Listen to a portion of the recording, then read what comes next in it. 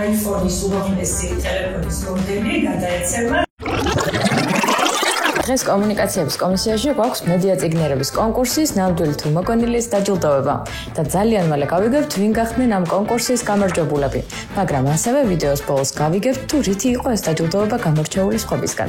მანამდე გეტყვით, რომ ეს კონკურსი კომისიამ მე-12-ად ჩაატარა და მონაწილეობას მე-8, მე-9, მე-10 და მე-11 კლასის მოსწავლეები იღებდნენ. რომელთაც უნდა აღმოეჩინათ ინტერნეტში გავრცელებული ინფორმაცია, დაედგინათ მისი სიყალბე, რეალური ფაქტები და ეს ყველაფერი კრეატიული ფორმებით წარმოედგინათ. უნდა აღინიშნოს, რომ ჟიურის მარტივი არჩევანი ნამდვილად არ ქონია, რადგან წელს რეკორდული რაოდენობის ნამუშევრები მივიღეთ და თან გაუმჯობესებული იყო ნამუშევრების ხარისხიც.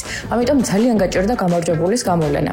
თუმცა, ბევრი ფიქრის დამსჯელობის შემდეგ დადგა დრო გავიგოთ, ვინ გახდნენ მთავარი პრიზების მფლობელები. მაშასე, პირველი ადგილი და ახალი iPhone 16 Pro გადაეცა ნიკოლოზ წვერავას, რომლის ნამუშევარიც ეხებოდა ონლაინ მედიაში რუსული ნავთობის ვაჭრობის შესახებ სტატიას.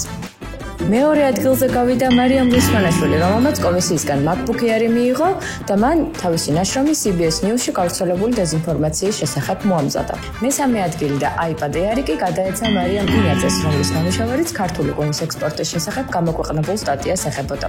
და ეს კიდევ ყველაფერი არ არის. დადგა დრო გავიგოთ, რითი იყო ეს დაჯილდოება გამორჩეული სხვებისგან. კონკურსის ისტორიაში პირველად პრიზები დამატებით 20 საუკეთესო ნაშრომის ავტორს გადაეცა და სწორედ ასეც ლევანდო ნამდვილ თუ მოგონილს ყავს არა 3, არამედ 23 პრიზის მფლობელი.